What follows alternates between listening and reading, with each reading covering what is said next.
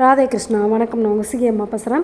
இன்றைக்கி ஆஷாட நவராத்திரி முதல் நாள் அப்படின்னு வச்சுக்கலாம், இரண்டாம் நாள் அப்படின்னு வச்சுக்கலாம். ஏன் அப்படின்னாக்கா நேற்று நைட்டே அமாவாசை வந்ததுனால எல்லோரும் நேற்றுலேருந்தே இந்த நவராத்திரியை ஆரம்பிச்சிட்டாங்க. நம்மளுடைய தஞ்சாவூரில் இருக்கிற பெரிய கோவிலில் வாராகி அம்மன் இருக்காங்க. இவங்க தான் சுயம்புவாக முதல்ல தோன்றினவங்க.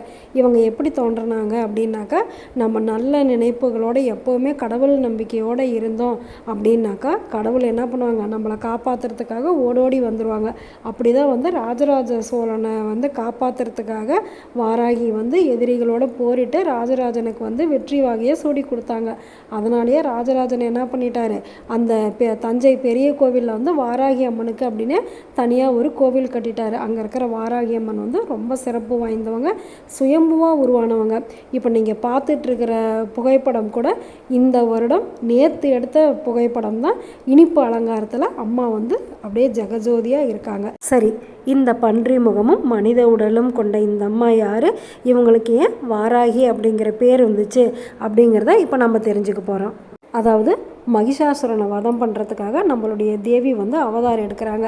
அப்போ அந்த மகிஷாசுரனோட தம்பிகள், அப்புறமேட்டு அவங்களுடைய அமைச்சர்கள், மந்திரிகள் அப்படின்னு சேனாதிபதிகள் அப்படின்னு சொல்லிட்டு நிறையா பேர் இருப்பாங்கள்ல, அந்த மாதிரி ஒவ்வொருத்தராக அம்மா மேலே படையெடுத்துக்கிட்டே வராங்க.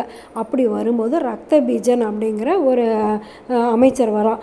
அந்த ரத்த பீஜனோட போரிடும்போது தான் நம்மளுடைய தேவிக்காக ஒவ்வொரு தெய்வமும் அவங்களுடைய சக்தி ரூபமாக ஒவ்வொரு தேவியை கொடுக்குறாங்க. அப்படி நம்மளுடைய வராகமூர்த்தியோட அவதாரமாக வந்தவங்க தான் நம்மளுடைய வாராகி அம்மன். இந்த வாராகி அம்மன் நம்மளுக்கு என்னென்ன சக்திகள் கொடுப்பாங்க அப்படின்னாக்கா, நம்மளுக்கு எதிரிகள் அப்படின்னு சொல்லி யாருமே இல்லை.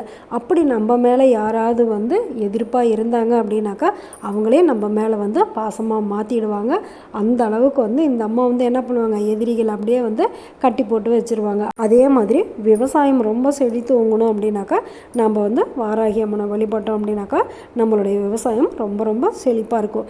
எப்படி அப்படின்னாக்கா, நம்மளுக்கு சித்திரை வைகாசியில் நம்ம எந்த பயிரும் நடமாட்டோம். நிலம் அப்போ பதப்படுத்துறதுக்காக விட்டுருவோம். ஏன்னா வெயில் அதிகமாக இருக்கும், தண்ணி கிடைக்காது அப்படின்னு சொல்லிட்டு. ஆடி மாதம் தான் நம்மளுக்கு பருவமழையினால் புது தண்ணி வரும். அப்போ என்ன பண்ணுவோம், ஆடிப்பட்டம் தேடி விதை அப்படின்னு சொல்லுவாங்க. ஆடி மாதம் புதுசாக நம்ம பயிரிடுவோம். அப்படி பயிரிடுற பொருட்கள் எல்லாமே எப்படி இருக்கும் அப்படின்னாக்கா தானிய வகைகளாக இருக்கும். நம்ம இப்போ பயிரிடுற இந்த தானியங்கள்லாம் நம்மளுக்கு புரட்டாசி, ஐப்பசி அந்த மாதிரி காலங்களில் அந்த தானியங்கள்லாம் நம்மளுக்கு கிடைக்கும். நம்மளுக்கு உணவு கொடுக்குற வாராகி அம்மனுக்கு இந்த முதல் நாள் நம்மளுடைய நன்றியை தெரிவிச்சுட்டு எப்போவும் எல்லாரும் நல்லா இருக்கணும்னு வேண்டிக்கலாமா? நல்லது நினைப்போம், நல்லதே நடக்கும், ஆனந்தமாக இருப்போம். Okay, by.